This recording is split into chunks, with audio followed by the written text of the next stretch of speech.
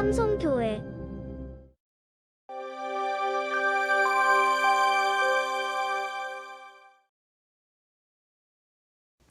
할렐루야, 할렐루야. 지난 한 주간 평안하셨습니까? 평안하셨습니까? 지난 한 주간 우리 휴일도 있었고요. 또 이번 주에도 휴일이 또 있더라고요. 여러 일들이 있어서 정신이 없이 바쁜 한 주셨겠지만 그래도 가정의 달 이 5월에 하나님의 은혜가 여러분들의 가정에 함께 하시기를 주님의 이름으로 간절히 부탁드립니다. 이번 주 수요일이 아마 석가탄신일일걸요, 그죠? 다음 주인가요? 죄송합니다. 제가 이렇게 정신없이 삽니다. 아무튼 이번 한 주간도 여러분들 주님 안에서 평안하게 살아갈 수 있기를 주님의 이름으로 간절히 축원합니다. 며칠 전 신문에 이런 기사가 있는 것을 보았습니다. 국민 58%가 만성 울분 상태다. 그리고 이것은 우울증과는 다르다라는 그런 기사가 있었습니다. 그래서 이 기사가 무슨 기사인가 유심히 봤는데 유명순 서울대 보건대학원 교수팀이 21일 날 발표한, 그러니까 4월 21일이겠죠. 2021년 한국 사회의 울분조사라는 조사의 결과 국민 10명 중에 6명이 만성적 울분 상태, 그러니까 우울 상태가 아닙니다. 울분 상태에 있는 것으로 조사되었다라는 기사였습니다. 그런데 그 원인 중에 가장 첫 번째가 무엇이겠습니까? 바로 부패한 정치를 1순위로 꼽았다라는 것입니다. 물론 세계 어느 나라의 정치인 완벽한 사람이 어디에 있겠습니까?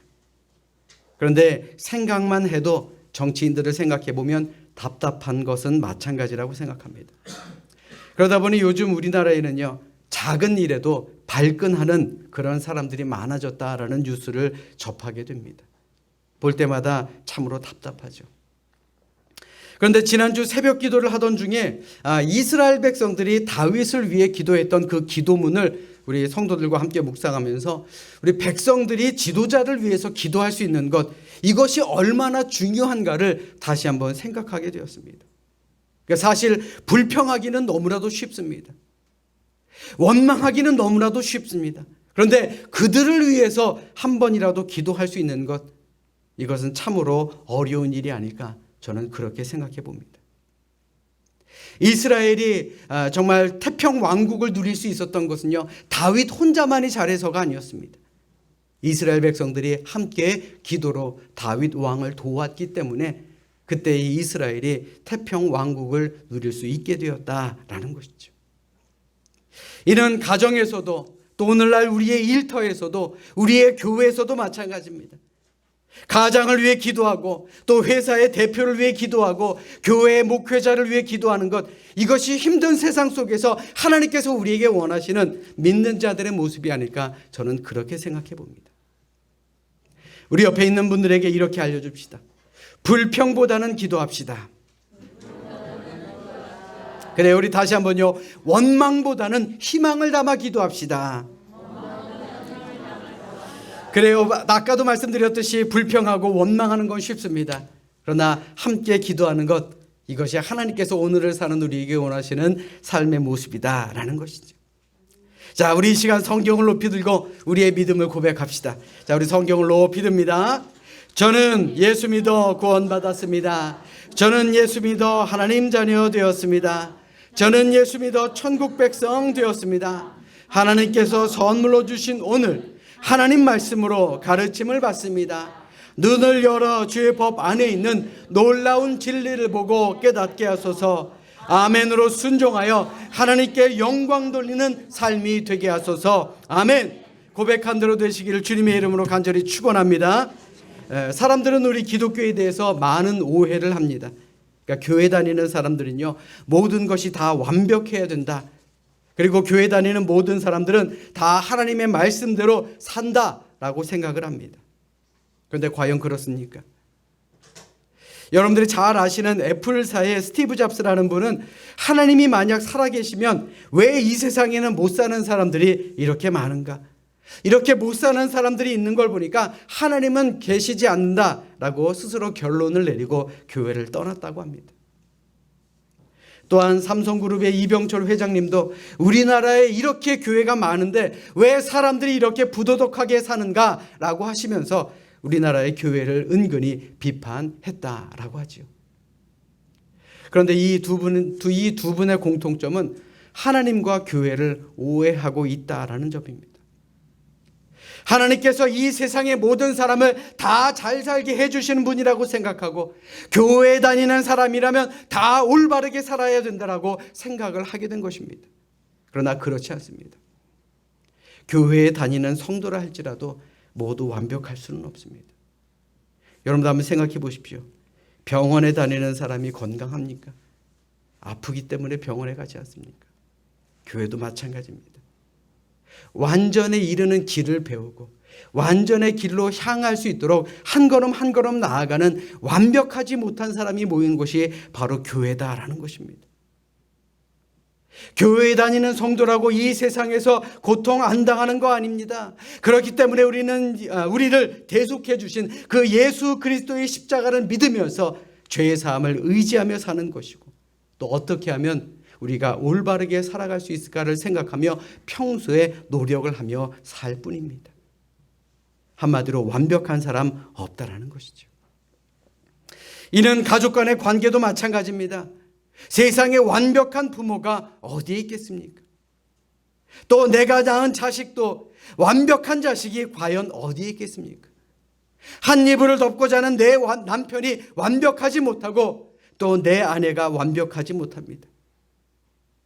그렇기 때문에 여러 갈등은 있을 수는 있어도 그것이 우리의 사회와 우리의 가정의 문제가 되어서는 안 된다라는 말입니다. 우리 교회가 완전을 향해 나아가려 하듯이 우리의 가정도 마찬가지입니다. 완전을 향해 나아가는 그러한 과정에 있는 곳이다라는 것이죠. 내가 완벽하게 살지 못했음에도 불구하고 하나님께서는 우리를 사랑해 주셨습니다. 우리가 이미 가진 이 믿음을 통해서 이미 하나님께서는 우리를 의롭다 하셨고 또 그렇게 인정해 주셨고 또 우리에게 영원한 나라 천국을 허락하여 주셨다라는 것을 믿는다면 우리는 부족한 사람이라 할지라도 가족을 내게 주셨고 내 옆에 사랑하는 부모와 자녀, 믿음의 식구가 있다라는 것만으로도 우리는 감사하며 살아가야 되지 않겠느냐라는 것입니다. 제가 여러분들에게 드리는 이 말씀은요, 이 인간관계라고 하는 것은요 완전하지가 않다라는 것입니다. 이 인간관계의 교훈은 그렇게 살자고 완벽한 사람이 되자고 완벽한 관계가 되자고 한번 노력해보자라는 것입니다. 그렇게 살 때 우리 서로가 이 세상에서 행복한 삶을 살아갈 수가 있다라는 말입니다. 물론 쉬운 일 아닙니다. 한번 생각해 보십시오. 우리 교회가 완벽합니까? 완벽하면 이 자리에 있을 필요도 없죠. 여러분들의 가정이 완벽합니까? 세상에 그런 가정이 어디에 있겠습니까?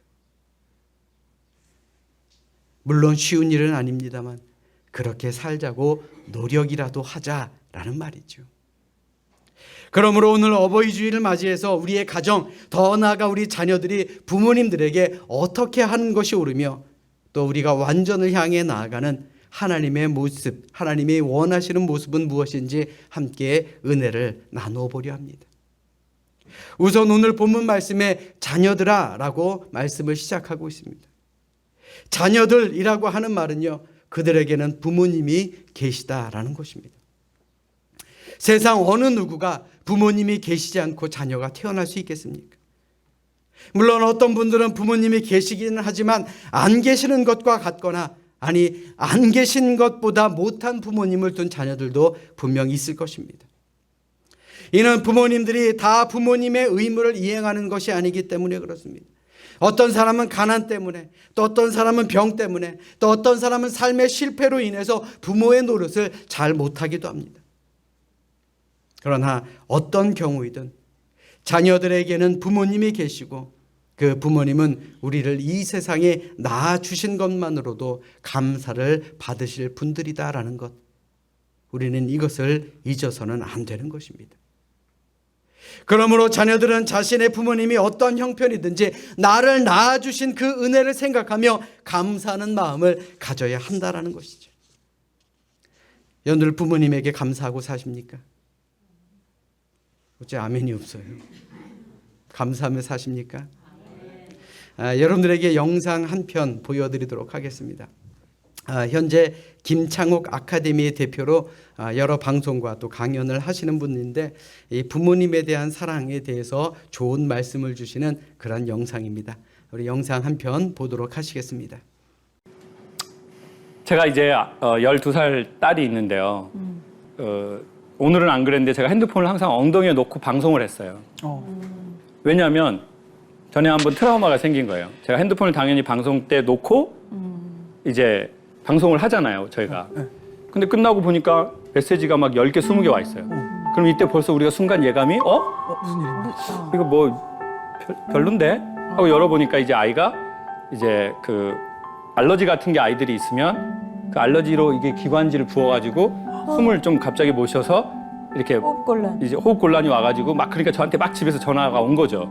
근데 저는 방송을 하고 있었고, 그리고는 이제 그 얼른 병원에 응급실로 간다, 이게 있는 거예요. 제가 그걸 막 하면서 진짜 무슨 생각이 들었냐면, 이게 만약에 아이에게 무슨 일이 생기면 내 목숨을 주고 아이를 살려야 되겠다.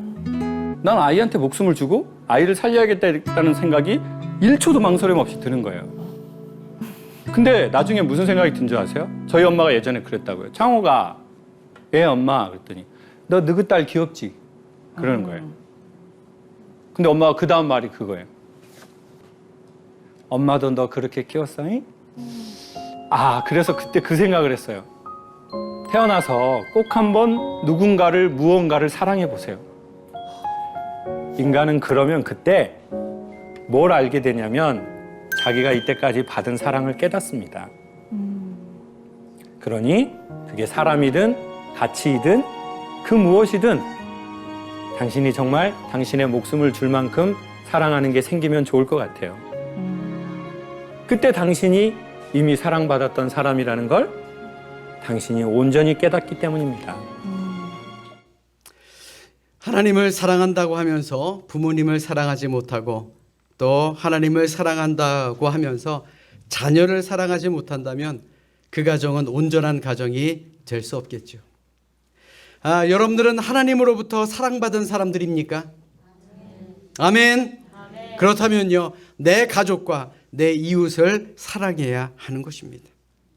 이는 부모님 역시 마찬가지입니다. 자녀들에게 순종하라, 순종하라 말하기 이전에 부모로서의 책임을 다해야 됩니다.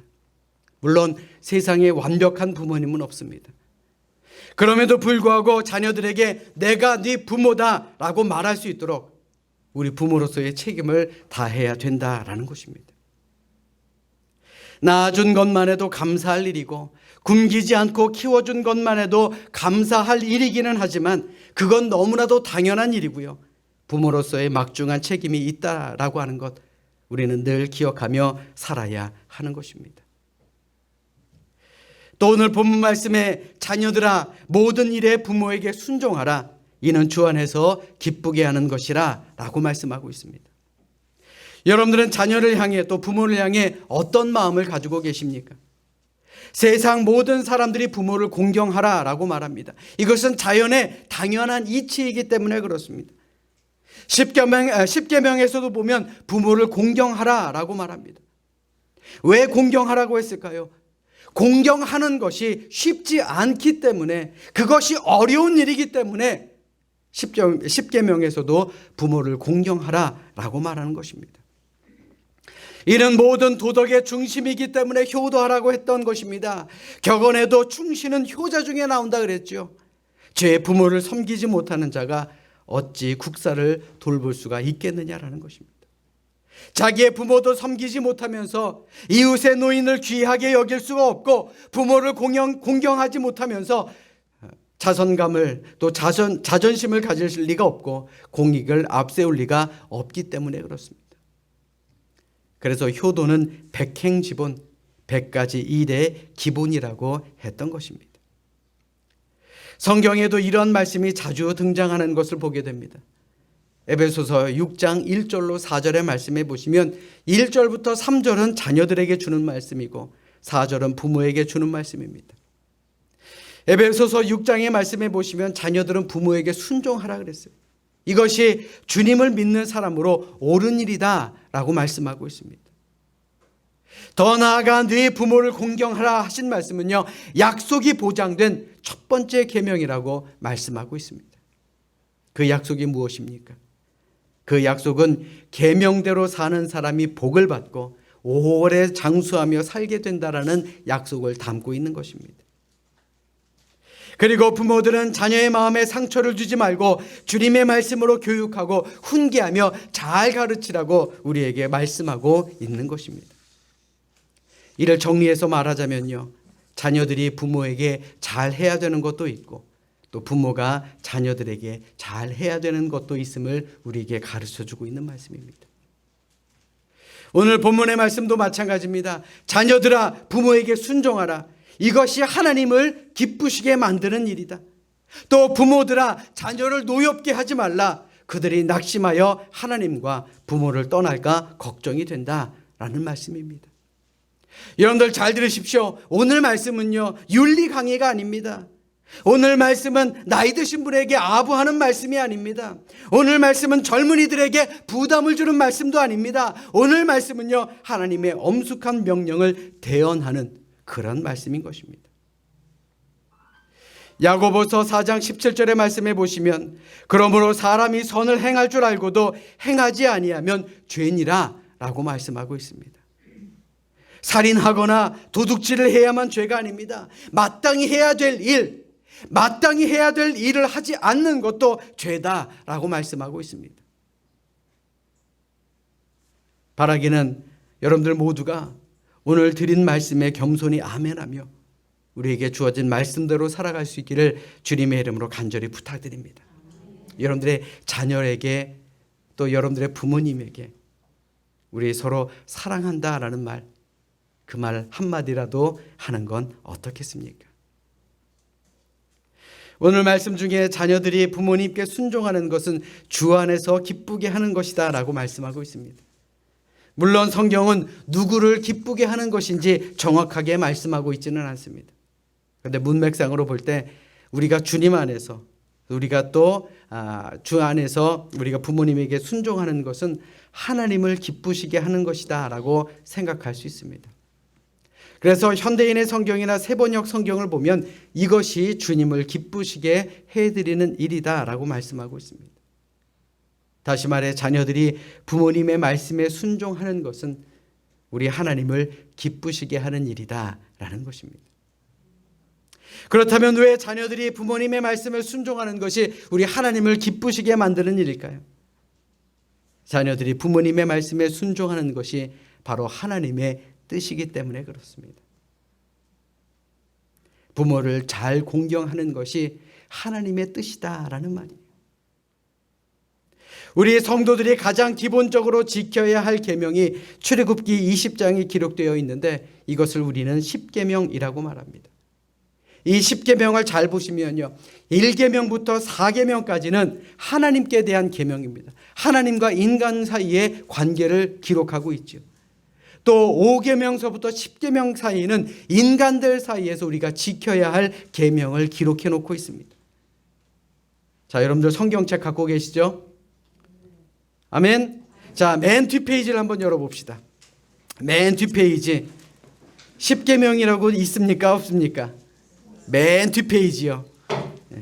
맨 뒷페이지의 말씀에 보시면 10계명이라고 기록되어 있죠. 자, 그 중에 제5를 한번 보십시오.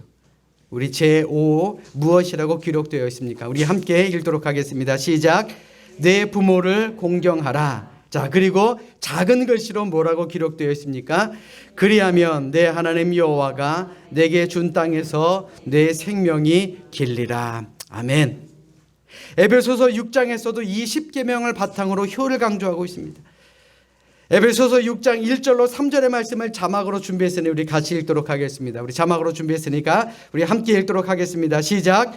자녀들아, 주 안에서 너희 부모에게 순종하라. 이것이 옳으니라.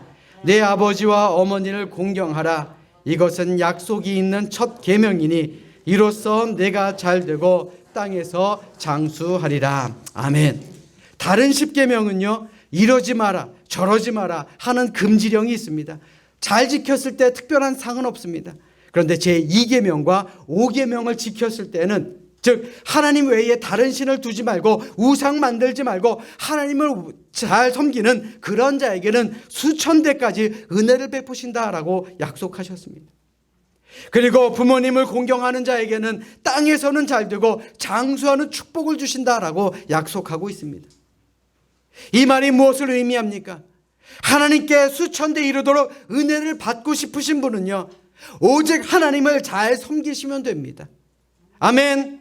그리고 이 세상에서, 이 땅 위에서 잘 되고 장수하고 싶으신 분은요, 부모님에게 공경하면 된다라는 그런 단순한 말씀, 하나님의 뜻을 기록해 놓은 말씀이다라는 것입니다. 여러분들 복 받기 원하십니까? 물론 기독교가 복을 주는 그런 종교이긴 합니다.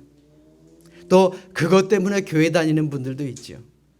그러나 성경에 나와 있지 않습니까? 수천 대에 이르도록 은혜와 복을 누리고 또 이 땅 위에서 잘 되고 장수하고 싶다라고 하면 하나님을 섬기고 부모님을 공경하는 것, 이것은 잊어서는 안 되는 것입니다. 예수님께서도 비록 33년밖에는 살지 못하셨지만 자신의 어머니 마리아에 대한 효심은 지극하셨습니다. 예수님께서 십자가에 달려 고통당하실 때 예수님께서는 어머니 마리아에게 이렇게 말씀합니다. 여자여 보소서, 당신의 아들입니다. 이 말이 무슨 말입니까? 어머니, 제가 당신의 아들입니다. 하나님의 뜻을 이루기 위해 이렇게 죽어가고 있는 제가 어머니의 못난 아들입니다. 하나님의 부르심 때문에 어머니께 효도를 다 해드리지 못한 못난 아들입니다. 그러나 어머니, 이제 어머니 곁에 요한이 어머니의 아들이 되어줄 것입니다. 제가 못한 효도를 요한이 해 주실 것입니다. 이 의미입니다. 그리고는 자신의 제자 요한에게 이렇게 말합니다. 요한복음 19장 27절입니다. 또 그 제자에게 이르시되 보라 네 어머니라 하신대 그때부터 그 제자가 자기 집에 모시니라. 예수님께로부터 특별한 사랑을 받았던 이 사도 요한은 예수님의 말씀을 듣고 이 어머니 마리아를 자기 집으로 모시고 가서 자기 어머님처럼 모시고 살았다라는 것입니다. 사도 요한은 예수님의 그 부탁을 평생 잊지 않았습니다. 그래서 늘 자기 어머니처럼 마리아를 모셨습니다. 사도 요한이 목회자가 되어 에베소에 머물 때에도 요한은 마리아를 그곳에 모시고 가서 정성으로 어머니를 봉양했습니다. 사랑 여러분, 이런저런 상급을 떠나서 우리가 부모님을 공경하면 하나님께서 기뻐하신다라고 말씀하고 있습니다. 하나님을 사랑하고 섬기는 사람이 결국 하나님을 사랑하며 또 부모님을 그만큼 사랑하며 섬기게 되기 때문에 그렇습니다.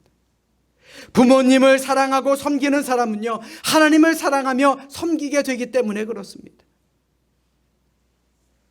특별히 우리의 부모님들이 하나님을 잘 섬기면서 사셨던 분들이라면 하나님을 잘 섬기는 부모님을 공경하는 것이 무엇보다 하나님을 기쁘게 하시는 일이 됨을 믿으시는 우리 모두가 되시기를 주님의 이름으로 간절히 부탁드립니다.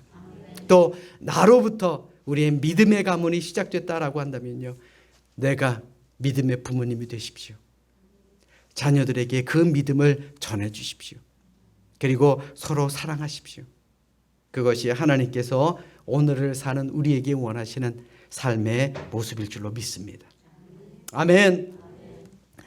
어느 딸이 시골에 계신 어머니가 너무 쓸쓸하실 것 같아서 어떻게 하면 이 어머니가 쓸쓸하지 않게 보내실 수 있을까 궁리하다가 누군가가 그에게 이 어머니에게 말벗이 해드릴 수 있을 만한 뭔가를 좀 보내드리면 어떨까 하는 아이디어를 얻게 됩니다. 그래서 제법 큰 앵무새를 비싸게 사다가 말하는 훈련을 시킵니다. 한 1년 정도 훈련을 시키니까 이 말동무가 될 수 있을 만큼, 이 자신의 어머니와 말동무가 될 수 있을 만큼 그렇게 되었습니다. 그래서 어머니에게 전화를 해서 제가 어머니에게 좋은 선물 하나 보내드릴게요 라고 말하고는 1년 정도 잘 훈련시킨 앵무새를 보내드렸습니다.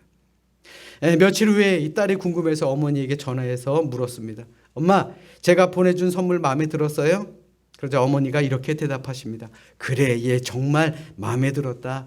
내가 보내준 그 예쁜 닭 진짜 맛있게 잘 먹었다. 그렇게 얘기를 했다는 겁니다. 시골에 계신 어머니는 그게 앵무새인지도 모르고 얼마나 비싼 새인지도 모르고 그저 예쁘게 생긴 닭인 줄 알고 잡아서 잡수셨다라는 그런 이야기죠. 물론 뭐 재밌으라고 만든 얘기겠죠. 그런데 여러분들 잘 생각해 보십시오. 앵무새를 닭으로 알고 잡아 잡수셔도 우리 부모님이기에 괜찮은 것 아니겠습니까?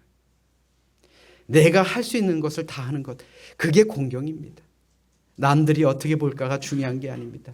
내가 할 수 있는 것을 해드리는 것, 그것이 바로 공경 아닙니까? 공경이라고 하는 것은 말로만 그치는 것이 아닙니다. 자주 얼굴을 보려고 노력하십시오. 자주 전화하려고 노력하십시오. 자주 안부를 물어보십시오. 그것이, 이 모든 것이 바로 공경입니다. 이는 하나님과 만날 때도 마찬가지입니다. 우리가 예배에 와서 드릴 수 있는 것, 작은 것이지만 정말 정성스럽게 예물을 준비해서 이 헌금하는 것, 이것이 내 정성이고 그것으로 하나님은 기뻐 받아 주신다라는 것입니다. 말로만 하나님을 사랑한다라고 하면서 하나님을 향해서 드리는 것이 없다라고 한다면 그것은 가짜 믿음 아니겠습니까? 물론 뭐 예물을 드리든 나의 시간을 드리든 내가 몸을 들여 헌신하든 말씀에 순종하는 삶을 드리든 무엇인가 하나님께 드릴 수 있는 것, 그것이 바로 하나님을 잘 섬기는 것입니다. 그러므로 아직 부모님이 살아계신 분들은 부모님이 살아계실 때에 효도할 수 있기를 주님의 이름으로 부탁드립니다. 어버이날에만 아니라 평소에도 효도하십시오. 사랑은 관심이라고 하지 않습니까? 돌아가신 후에 아무리 제사상을 상다리게 부러지게 차려도 비석과 무덤을 엄청나게 화려한 것으로 만들어 드린다 할지라도 이 모든 것이 무슨 의미와 무슨 소용이 있겠느냐라는 것입니다. 유교에서 말하는 효와 기독교에서 말하는 효의 차이가 바로 이것입니다. 우리 기독교의 효는 부모님이 살아계실 때 하나님을 섬기는 그 마음으로 우리 부모님을 섬기라고 하고 있습니다. 그런 효성과 섬김에 하나님께서 복을 주심을 믿으시기를 주님의 이름으로 간절히 부탁드립니다. 우리 부모님이 가장 좋아하시는 것이 무엇일까요? 여러분들이 이 세상에서 성공하는 것도 좋아하시겠지만 더 중요한 것은요, 예수 잘 믿고 영원한 생명을 얻고 영원한 천국에서 영원토록 사는 것일 것입니다. 아멘. 여러분들 자녀를 향한 바람이 무엇입니까? 마찬가지 아닙니까? 예수 잘 믿어라. 그래서 영원한 생명 얻자. 영원한 천국에서 우리 영원토록 함께 살자. 우리 자녀에게 그것을 바라고 있지 않습니까? 그러므로 사랑하는 여러분, 자녀가 부모님의 말씀에 순종하고 부모님을 공경하는 것은 너무나도 당연한 일입니다. 하나님께서 특별히 주신 계명이며 이 땅에서 잘되고 장수하는 특별한 상급까지 언급된 그러한 믿음의 계명, 은혜의 계명임을 늘 기억하시기를 주님의 이름으로 간절히 부탁드립니다. 이 시간 진정으로 바라기는 우리 천대까지 복을 누리기 위해서 하나님을 잘 공경하십시오. 하나님의 말씀에 순종하십시오. 하나님을 잘 섬기십시오. 그리고 우리가 이 땅 위에 살아있는 동안 이 땅 위에서 복을 누리기 위해 우리 부모님에게 효도할 수 있는 그런 우리 모두가 될 수 있기를 이 시간 주님의 이름으로 간절히 축원합니다. 축원합니다. 기도하겠습니다. 사랑과 은혜가 충만하신 하나님, 우리에게 은혜의 한 주간을 허락하게 하여 주시며 또 저희들 믿음 안에서 승리하며 살아갈 수 있도록 하나님 붙들어 주시고 인도하여 주심 참으로 감사를 드립니다. 하나님을 섬기는 것만큼 우리 부모님을 잘 섬기며 살아가는 저희들 모두가 되게 하여 주시옵소서. 천대까지 복을 누리기 위해 하나님을 잘 섬기며 또 이 땅 위에서 우리가 복을 누리기 위해 우리 부모님에게 효도하는 그러한 저희들 모두가 되게 하여 주시옵소서. 또한 우리도 부모로서 우리 자녀들을 위해서 정말 하나님의 사랑을 전하게 하시고 또 우리 함께 믿음 잘 지켜나가며 우리 모두가 영생의 꿈을 누릴 수 있는 그러한 믿음의 가정 될 수 있도록 하나님께서 함께하여 주시옵소서. 언제나 저희들과 함께하여 주시고 저희들에게 큰 은혜 베풀어 주실 줄로 믿사오며 사랑이 많으신 예수 그리스도 이름 받들어 감사하며 기도드렸사옵나이다. 아멘.